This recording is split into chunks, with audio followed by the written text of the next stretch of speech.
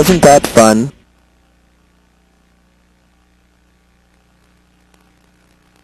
And anonymity. If you're supposed to be in something else, you probably should leave. My name is Khan, and I'll be talking about stealth data dispersion. And I think after me will come Len Sassaman, tracing anonymous email. Okay.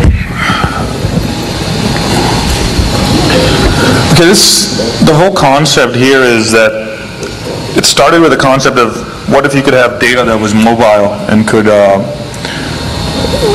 survive if nodes started getting removed from some sort of a network, so it could move around the network and be survivable. But this is a part of that research which is still ongoing, which has come up, which has some interesting uses for privacy-related issues. So you can talk about what if you wanted to hide data securely without having it on any local physical device. More importantly, the data wasn't any one place at any given time, so it's moving. And more importantly, what if you could use existing protocols to do it so that it doesn't seem like something strange is going on to IDSs or otherwise snooping folks. I'm sure some of you are aware that, sometimes you have a piece of data that is possibly shouldn't be in your possession, or even if it is in your possession, you don't want anyone else to ever know that you had it. I'm sure you can come up with what that might be, such as keys, etc. And the concept was, it is my understanding that most forensics experts, when they appear, or some sort of legal action or what have you takes place, people usually walk in, grab everything you own and take it to their local federal office or what have they. And how do you defeat that? Just had one of our projectors go out, guys. DEF CON people, anybody? Yeah, might be that plug thing that came on. Sorry, I just put it back in. Probably. Yeah, it's broken. It's broken? Yeah, the wall jack's broken. Can you switch it? Well, you might have to turn it on.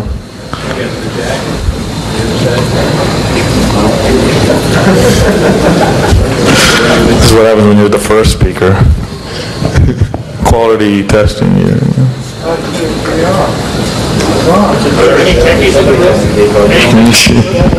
The new guys always get the first. All right, we'll let them work that out. We'll let them work that out. So let's move on. So the goal was to reside small amounts of data. I think that's sort of crucial to understand. You can't have megs of data flying around. We want small amounts, and I'll get into that. It comes into, when we start looking at the actual protocols, it has to do with not, your MTUs in your protocols, such as Ethernet, are usually around 1,472 bytes after the header. So that's about what each packet we're going to talk about. I'll explain it a little bit later, but small means small. It doesn't mean, thousands of megs, or even 1 meg even. I'm sure you could do a meg, but we'll talk about it later.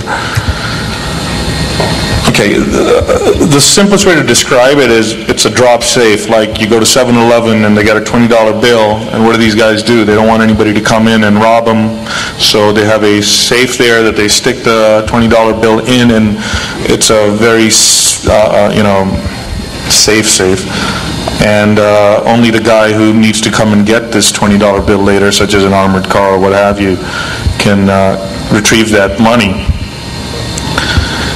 I think the main crux of this is an anti-forensic tactic. Somebody had mentioned to me when I had submitted my abstract, isn't this just another covert channel? You could consider it an asynchronous covert channel. The goal is not to communicate, the goal is to hide data. So I leave it to you guys to figure out. Okay, what's the main benefit? The main benefit is that the data will disappear if the hosts, the seeding hosts, and I'll get into that, are removed.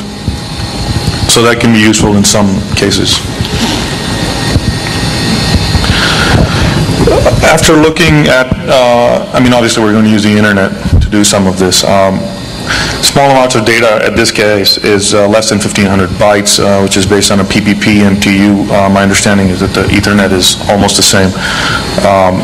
The actual, as I said, it's 1,472 bytes that you can keep per packet, and it'll become obvious why. So the data will stay alive on the wire versus a storage device as long as possible. Data is never stored on a host. Concept, as I said again, is you don't want it anywhere anybody can reach it. And data is retrieved or refreshed before data expires on the wire. If you look at the TCP/IP implementation, the biggest issue is that you can't have data around longer than 255 hops. Because the TTL, as soon as it gets to 0, the packet gets dropped. So that's something you have to be aware of, but to be perfectly honest with you, after playing around, and I was trying to bounce data off Australia, Japan, Fiji, Mongolia even, I got in there doing trace routes. I was getting to most places in 30 hops or less. So I don't think you're going to have an issue of getting close to 255 hops on a single packet. Okay, so what are existing protocols we can talk about? One of the more obvious ones is Echo Service. It's on Windows. If you load the internet server thing that they have, it's available on TCP, it's available on UDP. That's pretty good. I'll talk about each one of these a little bit more. It's good enough to start off with, but it's not very good because port 7 Echo, it's sort of obvious for anybody who's looking at your traffic. You can use ICMP echo requests. Those are far more interesting and far more useful, I think. The third I would have liked to have more data on, I don't yet, is multicasting or somehow tricking IGMP into working for you. Multicasting is great because then you could send, one piece of data out and it goes out to, 100,000 hosts over the world. There's a lot of that data going around. I'm sure, people are listening to real audio streams and all that business. It's all multicasted. So that's very useful. And these are the three main candidates I came up with. I tried looking for more. I really haven't found anything that'll natively echo back data that you push out. The point is that I only want one host that I control, and I want to somehow use all the rest of the hosts on the internet to comply with me in bouncing my data back. It's pretty easy to say, okay, well, I have 100 hosts dispersed over the planet, and we'll all talk to each other encrypted. Well, there's not much to talk about there. Anybody can do that if you have that. But we want to use native protocols to do the echoing. Okay, let's talk about the INID Echo Service, the pros and cons. It's implemented mostly on all Unix machines. The UDP implementation will be better because we don't need a TCP handshake.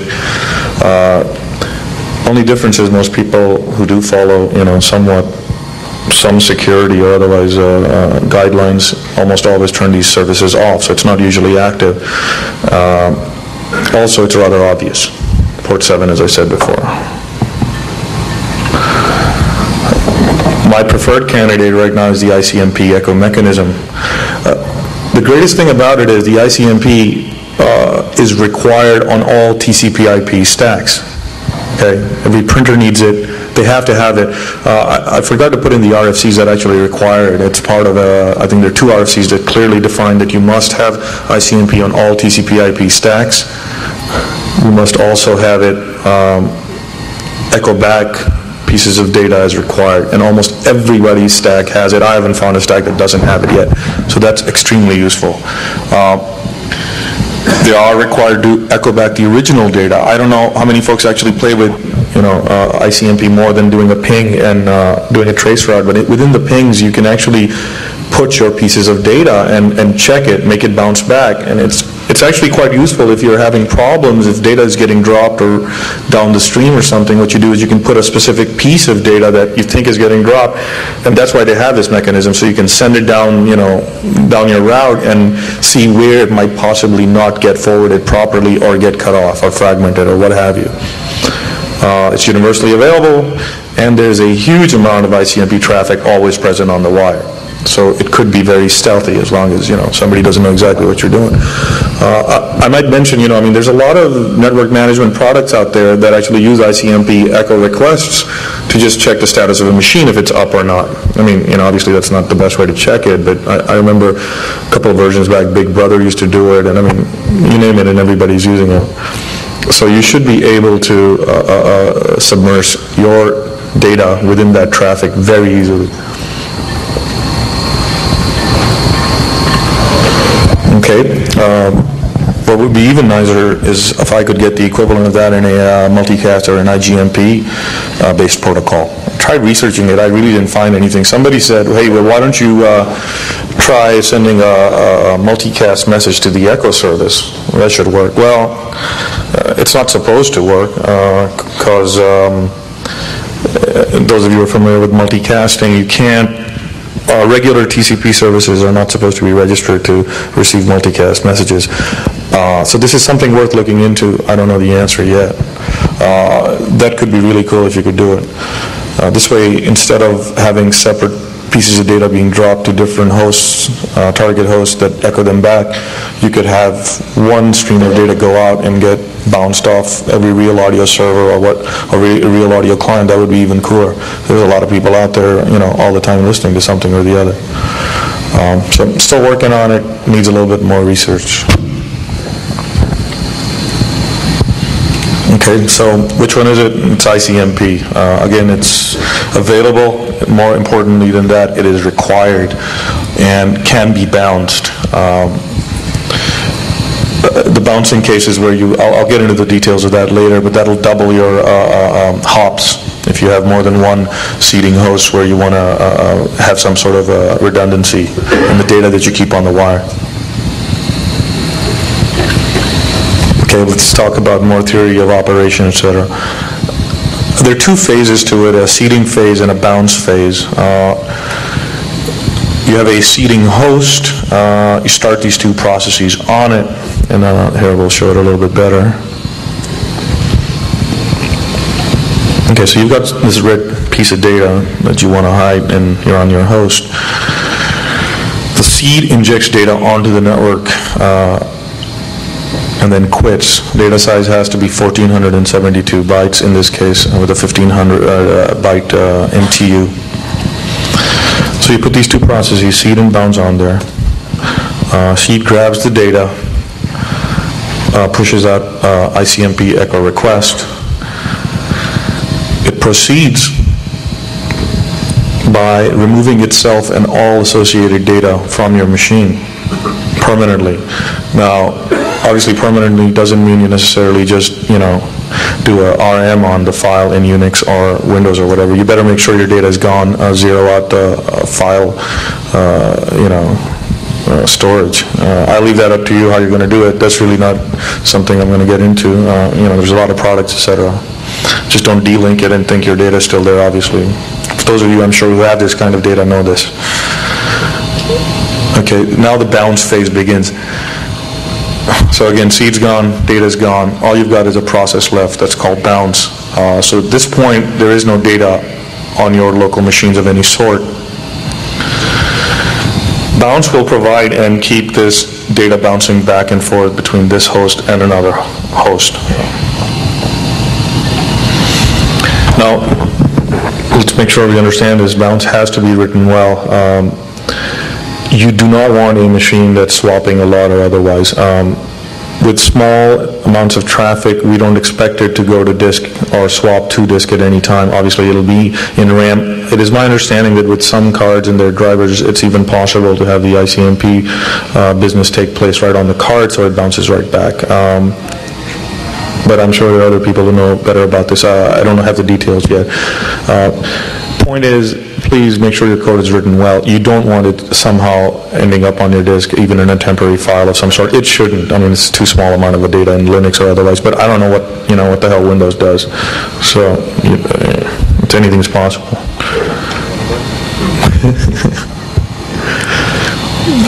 Okay, so this guy keeps replying. Boom, it comes in, it goes out, but there's no data is no longer left on your. How do you get the data back out?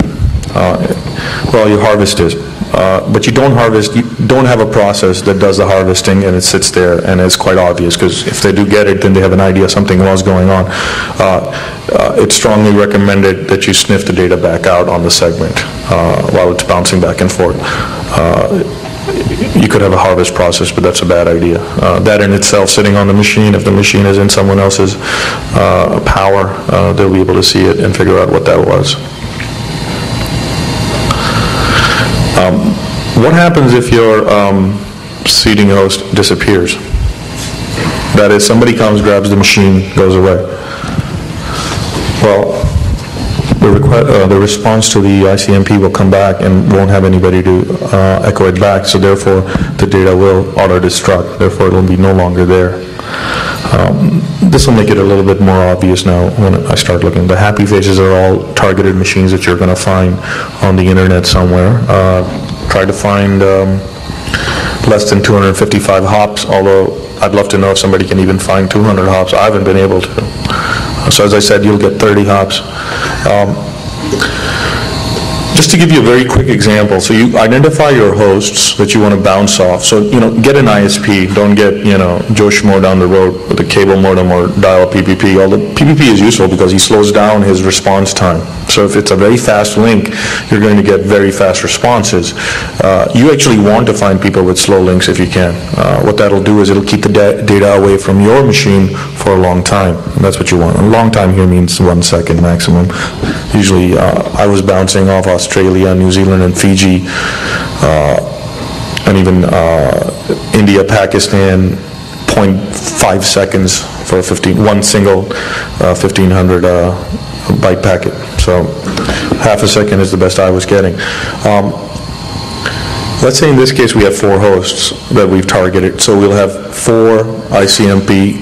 What we'll do is we'll seed it and send it to 4 different hosts situated wherever you might, and they'll continue to echo it back, and your bounce will grab this data and immediately echo it right back to these hosts. I want to mention something interesting. The CSS scramble.c, the first piece of code written for the DCSS code compressed with zip is 2704 bytes, which is in this case 2 packets. So, because each packet has 1,472 data payload on it. So if that's just, a simple example. If you had that, you could actually keep it bouncing around with just 2 packets echoing back and forth between different machines. That's, I think what happens is, at least I do over time, and I hope somebody else does as well, you keep thinking, you need a lot of packets to do a lot of stuff. You really don't. I mean, text files and such are really, really small if you compress them well. So you don't need a lot of data to do this. This sort of shows you, boom, you're echoing to one host, you request this, you request that guy, then they reply back to you, and ad infinitum, it keeps going on and on. Data stays on the wire. And now you can get a little bit more interesting. In this case, let's say I have 2 machines of my own, and I want them to echo all the data back and forth without talking to each other. I can have them each have 4 hosts. This is for redundancy purposes. Let's say one machine goes but the other doesn't go. Well, I could have both of these machines echoing this one piece of data back and forth, and if one fails and they're both on the local LAN, obviously the other can pick up the data and also continue making sure it exists on there. A more interesting scenario appears if you talk about bounce mechanisms in the TCP/IP protocol. I shouldn't say bounce mechanisms, but an issue where you can screw around and make things bounce. This has been seen in many different things, no rocket science here. If you wanted to transfer data from A to B, you could grab a host, V in this case, and send a spoofed packet from A with the data in it, with the source saying that I am B really. And what that'll do is, and the destination is of course the victim host, the packet goes, hits the victim host says, oh, who do I reply to? Oh, my destination should be B because that was a source, and therefore he turns around and bounces the data back to B. So you have indirectly actually transferred data from A to B. This is actually, excuse me,